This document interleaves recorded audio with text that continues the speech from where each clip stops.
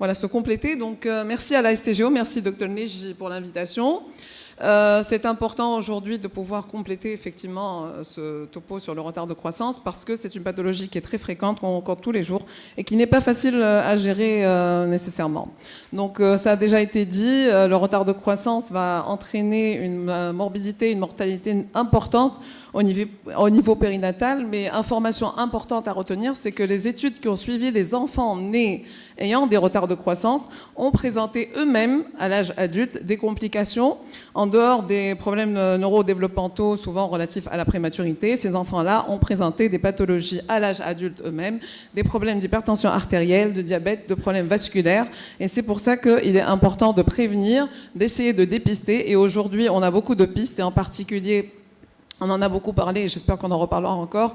Les biomarqueurs du premier trimestre qui peuvent dépister les personnes, les patientes à risque de développer des problèmes vasculaires, aussi bien la prééclampsie que le retard de croissance intravasculaire, même si ce n'est pas encore validé pour le retard de croissance. Donc, un point important, la croissance fœtale, c'est un phénomène dynamique. On ne peut pas, sur une seule échographie, porter le diagnostic de retard de croissance. Et en plus, il ne faut pas juste faire des biométries, dire par exemple, on reçoit souvent des patientes comme ça, BIP inférieur au troisième, fémur inférieur au troisième. Vous allez voir que les définitions sont claires. Et là, on m'a demandé de présenter les recommandations de l'ISUOG.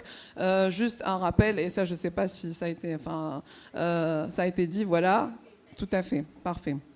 Donc, le petit pour l'âge gestationnel, c'est quelque chose d'autre. Ce sont des fœtus qui n'auront pas de problème vasculaire, qui seront petits constitutionnellement. Et je viens d'entendre parler, il y a plusieurs courbes. Malheureusement, en Tunisie, on est en train de suivre le Collège français. On a sur les machines des pré-réglages qui vont vous donner les biométries selon les percentiles, mais sachez que ce n'est pas adapté nécessairement à la population tunisienne et que parfois, on peut avoir des biométries différentes alors qu'on est normaux. Donc, la physiopathologie, très rapidement, le principe de base et le primo movens des retards de croissance vasculaire, c'est un problème de vascularisation.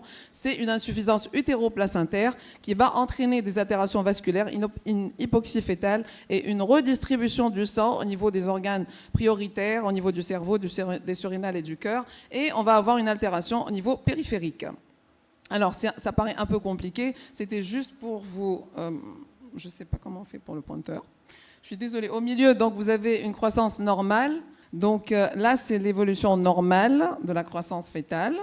Et là, vous allez avoir des modifications Doppler en cas de retard de croissance avant ou après 32 semaines qui vont être différents selon l'âge et selon les atteintes. Donc sachez que dans les retards de croissance précoces, on va avoir des anomalies utérines après de l'artère ombilicale, de l'artère cérébrale moyenne et par la suite, on va voir des anomalies au niveau du ductus venosus d'emblée. Au niveau des retards de croissance tardifs, les anomalies sont un peu plus différentes. Et là, on va avoir l'atteinte donc, du ductus à la fin et on va pas nécessairement l'attendre, évidemment. Donc, comparaison, les retards vasculaires, il va y avoir une cassure de la courbe de croissance, les Dopplers vont être pathologiques et on a un risque accru de morbimortalité. Donc c'est très très important de reconnaître la différence entre un petit pour l'âge gestationnel et le reste. Alors, les moyens de diagnostic et de surveillance, d'abord vous avez les courbes de croissance et c'est très important quand vous recevez votre patiente pour la première fois. Malheureusement, on a encore beaucoup qui ne font pas l'écho T1. Elles viennent pour une échomorpho, vous faites des biométries, vous ne savez pas où vous vous situez. Donc il faut vous mettre sur une courbe de croissance selon les différentes biométries, surtout la circonférence abdominale, le fémur, et par la suite recontrôler la patiente. Bien sûr, on aura fait les biométries et les Dopplers, et idéalement recontrôler pour voir est-ce que la croissance est normale ou est-ce qu'il y a une cassure, d'où l'importance des courbes de croissance personnalisées. La vélocimétrie Doppler, très importante. Donc, vous avez en bas l'artère utérine qui est là. Et en fait, comme certainement Georges l'a dit, aujourd'hui, on s'intéresse plus à l'index de pulsatilité et pas à l'aspect de Notch. Par la suite, vous avez le Doppler de l'artère ombilicale. Donc en haut, plus on va augmenter au niveau des résistances et plus on va avoir une diastole qui devient de plus en plus petite. Elle peut être nulle ou inversée. Le ductus venosus, donc le plus important, c'est l'onde A. Donc l'onde A, elle peut être négative, elle peut être inversée, et plus ça s'inverse, plus c'est grave. Et l'artère cérébrale moyenne, plus vous allez avoir une diastole qui est importante, et plus ça veut dire qu'il y a une redistribution vasculaire et qu'on est dans l'insuffisance cérébro-placentaire. Donc l'index de pulsatilité, juste un mot parce qu'on n'a pas l'habitude de l'utiliser en Tunisie. En fait, il représente l'amplitude de la vélocité maximale sur la vélocité moyenne et en fait, ça traduit indirectement l'augmentation de la résistance au niveau des vaisseaux. Donc, le score biophysique de Manning, vous le connaissez certainement, c'est un score qui est clinique surtout et échographique. Et en fait, c'est un score qu'on utilise, mais c'est vrai que vous allez voir que dans les recommandations, il n'est plus vraiment de mise. La cardiotocographie informatisée, à ma connaissance, on n'en a pas en Tunisie. Et en fait, il faut savoir que ce n'est pas le RCF classique, hein, c'est une cardiotocographie spécialisée dans laquelle on mesure la vitesse, c'est la machine qui mesure la VCT, et c'est relié directement à la fonction du système nerveux autonome. Donc c'est vrai que ça traduit une altération, modification avec risque d'atteinte cérébrale parce que c'est corrélé au pH fétal.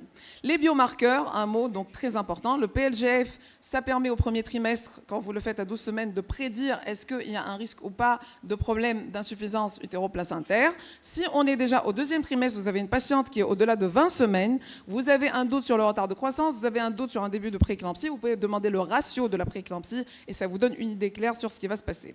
Alors, très rapidement, comment diagnostiquer et classer? Donc, l'ISUOG, et selon les recommandations de l'ISUOG, vous pouvez et vous devez différencier les retards de croissance précoces et les retards de croissance tardifs. Donc, pour précoce, c'est avant 32 semaines, l'apparition, le diagnostic. Tardif, c'est au-delà de 32 semaines. Le plus fréquent, c'est les retards tardifs. Par la suite, dans ces cas-là, bien sûr, dans les early onset, c'est-à-dire les retards de croissance à induction précoce, les bébés vont être très petits.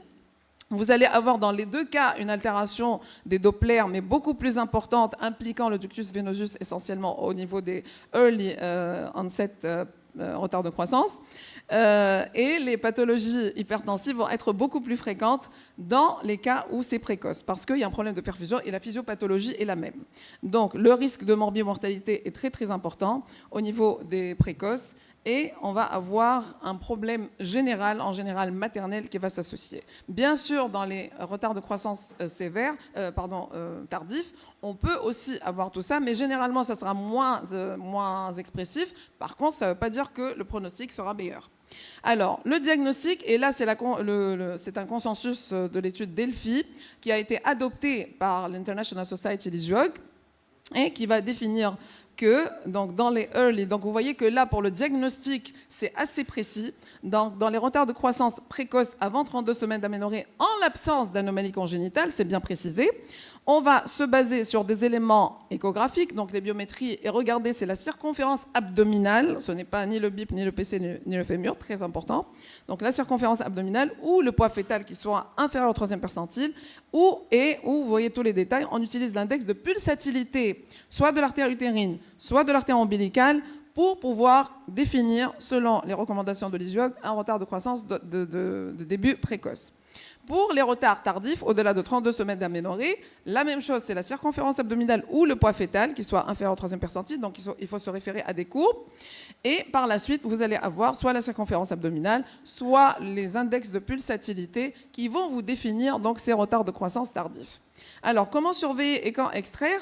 Pour les retards précoces, il faut savoir qu'il faut toujours se méfier parce qu'on peut avoir dans 70% des cas, dans la suite ou dans ce moment de diagnostic, des signes de prééclampsie puisqu'il y a une insuffisance utéroplacentaire. Donc, il faut surveiller aussi les patientes asymptomatiques, prendre la tension, idéalement demander un ratio.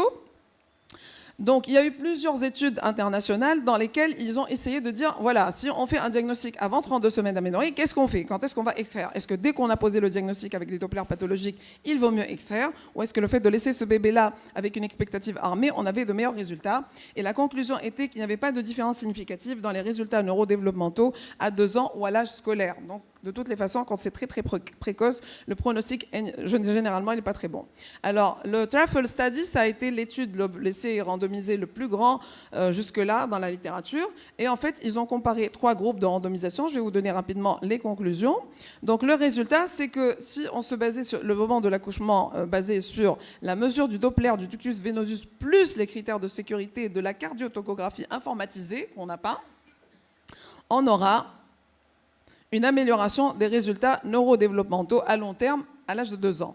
Donc l'âge gestationnel ainsi que le faible poids de naissance, bien sûr, vont avoir un pronostic défavorable.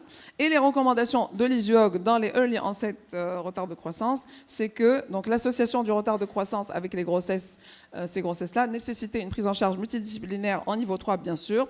Ça nécessitait une évaluation multimodale avec la CTG idéalement, le Doppler de l'artère ombilicale, l'artère cérébrale moyenne et idéalement le ductus venosus. C'est un grade A, c'est une recommandation importante. Et si c'est disponible, donc la VCT est disponible, ça serait le paramètre principal à considérer. Bien sûr, dans nos conditions en Tunisie, nous ne disposons pas de la VCT. Après, pour faire tout le reste, il faut que ce soit un centre spécialisé. Après, il faut se concerter avec l'équipe de néonatologie essentiellement pour voir est-ce qu'on peut sauver ou pas ce bébé. Donc, il faut savoir que les prématurités extrêmes en Tunisie, je ne veux pas trop en parler. De toutes les façons, le pronostic est très, très mauvais. Alors, on va essayer de passer par la suite. Donc, ça récapitule un peu. Donc, si vous avez fait le diagnostic d'un retard de croissance à début précoce, la prise en charge sera active avec une surveillance maternelle et fétale. Les critères d'extraction, quels sont-ils? Si on est avant 32 semaines d'aménorrhée, ce sont les recommandations ISUOG. On va essayer d'utiliser le Doppler du ductus venosus. Si vous êtes devant une onde A plate ou négative, c'est un critère d'extraction. Si vous arrivez entre 32 et 33 semaines, 6 jours, vous allez avoir recours à votre Doppler ombilical. Jusque-là, bien sûr, ça suppose que le reste était normal. En cas de reverse flow, c'est là où il y a indication d'extraction. Au-delà de 34 semaines, on arrive à gérer encore et on va faire le Doppler ombilical. Là, on va s'intéresser à l'existence ou pas d'une diastole nulle au niveau de l'artère ombilicale et c'est là où on indique les extractions. On a mis en parallèle là tout ce qui est cardiotomographie informatisée. Bien sûr, l'extraction va être systématique si vous avez des souffrances fétales aiguës, mais regardez les détails qui sont mis selon la VCT en fonction du terme. Malheureusement, on ne dispose pas de tout ça, donc pour nous, on pourrait regarder ce côté-là. Alors, j'ai presque fini. Pour les retards à début tardif, il y a eu plusieurs études aussi. Donc, les retards à début tardif, c'est-à-dire que vous avez fait le diagnostic au-delà de 32 semaines d'aménorrhée, c'est l'index de pulsatilité de l'artère cérébrale moyenne et son rapport avec l'index de pulsatilité de l'artère ombilicale qui vont constituer des paramètres Doppler les plus importants dans les retards tardifs. Donc, si l'index de pulsatilité de l'artère ombilicale est supérieur au 95e percentile, vous allez devoir faire une surveillance 2 fois par semaine pour ne pas avoir d'effet négatif sur ce bébé. On a remarqué, bien sûr, qu'il y avait un court délai entre un faible index de pulsatilité de l'artère cérébrale moyenne, c'est-à-dire que si vous avez une diastole importante avec une redistribution vasculaire cérébrale, eh ben, c'était corrélé à un risque élevé de mort fœtale in utero. Par contre, le score biophysique de Manning n'avait pas une bonne valeur prédictive pour la surveillance fœtale. Donc vous voyez qu'aujourd'hui, on est plus sur l'échographie, sur le Doppler, sur l'index de pulsatilité, et il faut voir est-ce qu'il y a une redistribution ou pas à ce stade-là. Donc la baisse de l'index de pulsatilité de l'artère cérébrale moyenne ou l'altération de son rapport avec l'artère ombilicale vont être un mauvais pronostic périnatal avec un risque accru de césarienne. Donc je finis. Comment accoucher? Bien sûr, il n'y a pas de consensus international. Les recommandations à tout âge gestationnel s'il y a des décélérations. Et sinon, vous allez regarder donc, ces détails-là. Pour nous, pour le Doppler de l'artère ombilicale, bien sûr, si vous êtes devant une diastole nulle ou un reverse flow, bien sûr, idéalement, on ne va pas dépasser les 37 semaines plus 6 jours parce qu'au-delà, on n'a plus d'intérêt à regarder. La prophylaxie, un mot sur la prophylaxie. Il n'y a pas, donc pour l'ISUOG, la prophylaxie devrait être systématique avant 34 semaines. Le Collège Royal va jusqu'à 35 semaines plus 6 jours. Attention, quand vous avez des prématurités importantes, on ne sait pas trop parce qu'il y a un risque d'endommager la matière blanche qui est encore en cours de formation. Il y a aussi un intérêt à utiliser la prophylaxie au sulfate de magnésium pour la prématurité qui aurait un bon résultat. Juste un mot pour vous dire que tout le monde n'est pas d'accord avec l'ISUOG. La société de médecine fœtale, qui est une société américaine, par exemple, ne va pas utiliser le ductus, ne va pas utiliser les VCT comme nous, et en fait, ils vont se baser essentiellement sur le Doppler. Et là, je vais passer, parce que c'est le petit pour la gestationnelle, pour conclure que la croissance fœtale est un phénomène dynamique qui va reposer pour son diagnostic sur l'échographie et le Doppler. La surveillance Doppler est importante, le reste c'est selon dont on dispose. Et aujourd'hui, les biomarqueurs de la prééclampsie peuvent réellement aider. La prise en charge doit être multidisciplinaire, c'est une indication à transférer dans des maternités de niveau 3. Et le pronostic va dépendre essentiellement de la gestationnelle, du poids et de la prise en charge néonatale. Merci. Alors,